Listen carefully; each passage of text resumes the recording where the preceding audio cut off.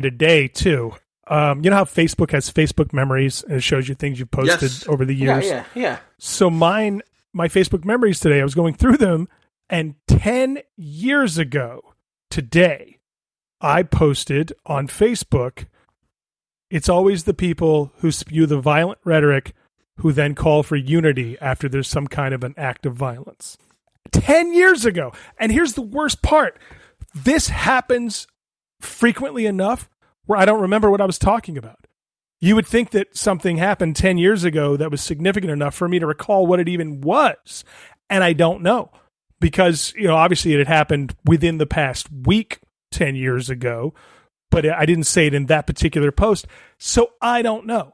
This is something we've been talking about for years, and 10 years ago, we were talking about it, and I was already calling out Republicans for pulling the whole unity, let's not talk violence, blah, blah, blah. I was already calling them out for it 10 years ago, and nothing changed. And back then, we were saying this shit's going to lead to actual violence. It's going to get worse. More of this is going to happen. Stop it with the violent rhetoric. It causes this kind of shit. And for those out there who say that Donald Trump and others have not used violent rhetoric, that is bullshit. Giuliani did it that day. Trump did it that day. Trump Jr. did it on Twitter that day. I'm tired of this being told, where did this come from? It came right from their mouths. And an idea that, well, they didn't directly say, I've heard that one, well, they didn't use the words. Oh, get out of here. Get the hell out of here. We've already talked about how the average Trump supporter doesn't even understand what his message is, and they have to explain it 6 different ways to you. You don't think that they hear all this and they hear, go out there and take what's yours? Of course they do. And they did. And it's going to get worse because they're not going to get better. This will go away for a week or two, and then they'll go right back to pretending everything is a war and using warlike language. Yeah, against the Biden administration and the libtards and the Democrats. Exactly. Yes. So we had 6 people now pass away from this, right? Die. What am I saying? Die. In this incident several days ago. And what I'm kind of hoping comes out of this is not as my Ohio Senator Rob Portman's like a bilateral, blah, blah, blah commission, because Rob Portman is a bastard person. But what I want to commission, what is he asking for? A bilateral commission? To investigate the riots? Yeah. Which takes balls, because he was one of the people spreading the lies in the first place. He was the cause. So don't get me started on Portman. But what I kind of want to know is, are we going to drag this out like Benghazi, where 4 people died? Are we going to have Trump up there for 11 hours? Or is this going to be... He won't be up there for 11 minutes. Exactly. And speaking of Benghazi, take what happened Wednesday. Now put it anywhere in the world, okay, at a U.S. embassy. How do you think we would have reacted as a country? Of course. It's exactly what happened at Benghazi. It's exactly what happened. They stormed the place. They killed 4 people. Here they killed 1 person outright, and then a couple of others, died of natural causes or whatever. But it was people storming a government institution. Of course it's Benghazi. Yeah. And I've heard people try to excuse that by going, well, that was in a foreign country. That's different. I go, this is worse. Yes. This is on our soil. This is worse than if it happens at an embassy in a hostile country. What the hell is the matter with you? This is worse than Benghazi by far. Right. This is 1,000 times worse.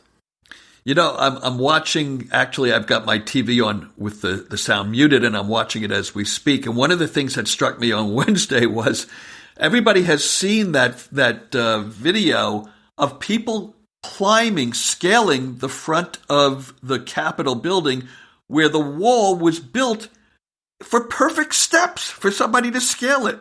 I mean, the fact that they designed it that way is unbelievable. Maybe they designed it thinking like, people are going to want to watch this, like the old Roman gladiators. They're going to want to watch Congress. So we should make it easier for them to climb up and just hang out on the top, like a concert where people can like sneak in by like climbing the fence and watching. Maybe they were big parkour fans and they were like, parkour.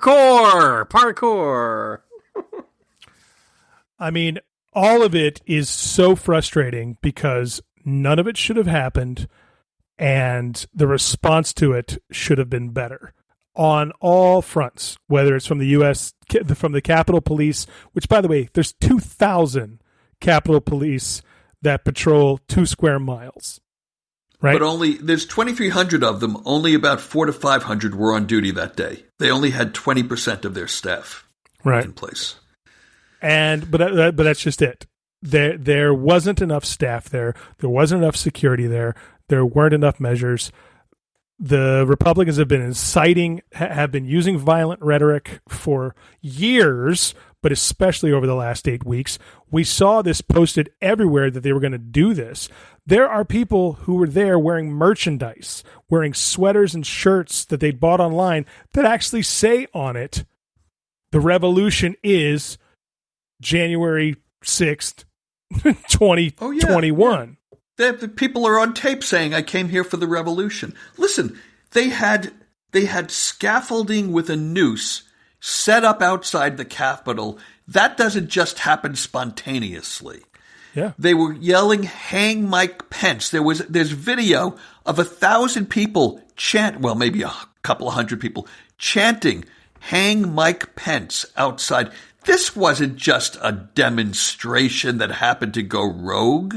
Come on. And I know everyone has jumped on this, imagine if they were black, or imagine if they were Muslim.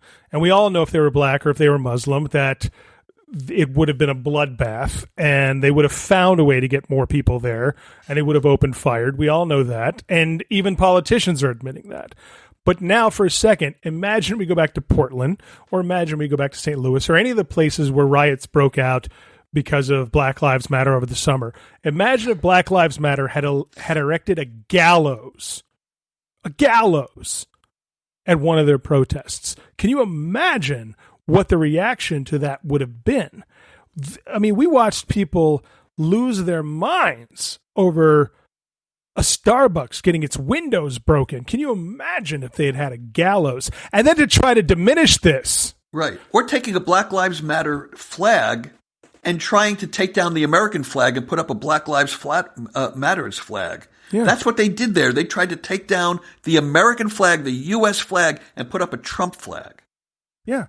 And that's why, first of all, everyone, the three of us here and many of the listeners, if not all of them, know that that's a false equivalence and it's a bullshit comparison, the Black Lives Matter to this, okay?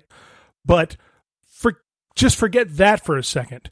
Do not for 1 second try to take protesters and counter-protesters clashing in the street.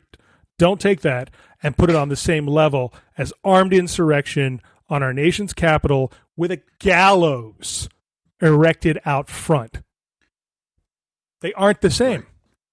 Yes, but to the people that we're talking about, that, I won't say 75 million. I don't think that they're represented in the entire universe of people that voted for Trump, but some 20 million to 30 million people, they would say, no, actually, this was more righteous because they were fighting for our country. They were fighting to stop a bad man from having stolen an election, and these are patriots, and they were fighting for America, which goes to something that I learned this morning. Greg and I were talking about this just before the show, something called the Flight 93 syndrome, which I did not know this, but this is the way Republicans have been thinking about, or apparently a lot of Republicans have been thinking about their place in the political environment over the last maybe couple of decades, which is as the Democrats and people that they consider liberals or socialists, but as Democrats take power, they feel that the dire consequences to our nation, to our freedom, to capitalism, to everything that they love, to patriotism, they feel that that is such an existential threat that it's like the passengers on Flight 93 who should do anything and everything to get into that cockpit and take control. And that's what the Republican Party has been doing, both on the national level with politicians and then on the lower level with these militia types that we're talking about. They truly believe that their cause is righteous. And so anything that they do, including the deaths of people, is okay because otherwise the country goes to pot. But you know what? It all just comes back to rationalization. It all just comes back to a rationalization. And my biggest anger in all of this, and the past 4 years, is watching as Republicans have this double standard. All the things that they claim matter to them don't matter to them when it's from their side or people that think that they're fighting for their cause. Right? It just becomes this, and worse, I'm not one of those people that slags on the media all the time, but to watch as we're still doing this, apologizing or trying to understand them because they're white people. And well, that's really what goes on. Okay, yes. Listen, that's a reality, and we've heard a lot of people talk about that this week. I don't want to go too deep down that.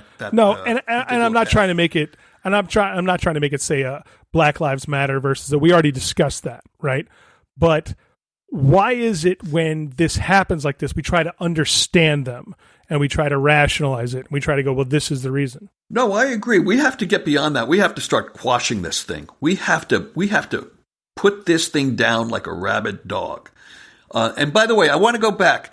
You know when I think this started? I don't know that there's any one point, but it certainly bloomed into a full-grown, flower in the 1986 Iran-Contra hearings, when Republicans were caught trading arms for hostages and sending tow missiles to Iran and then getting cash for that and using it to fund the Contras. And when Oliver North was in front of Congress, he was caught dead to right for having been behind this plan. And they asked him about it, and he said, when I heard that idea, trading arms for hostages and taking the money that we get and funneling it to the to the Nicaraguan Contras, he said, I thought that was a right fine idea. That's when it began. When anything that you do for our cause is a right fine idea, even if it violates the Constitution.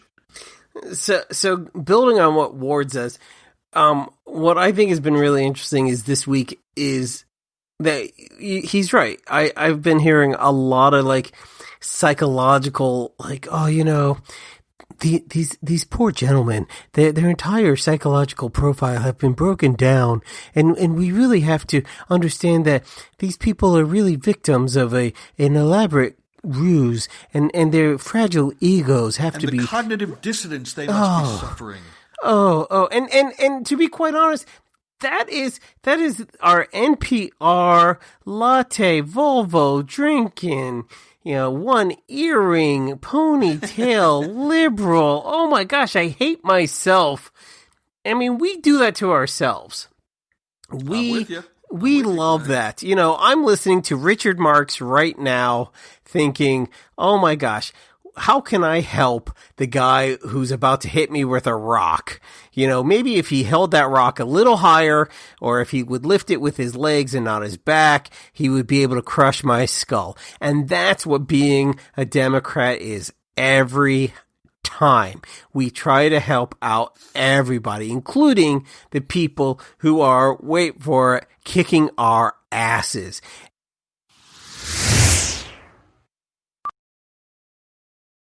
Nothing waits for a farmer.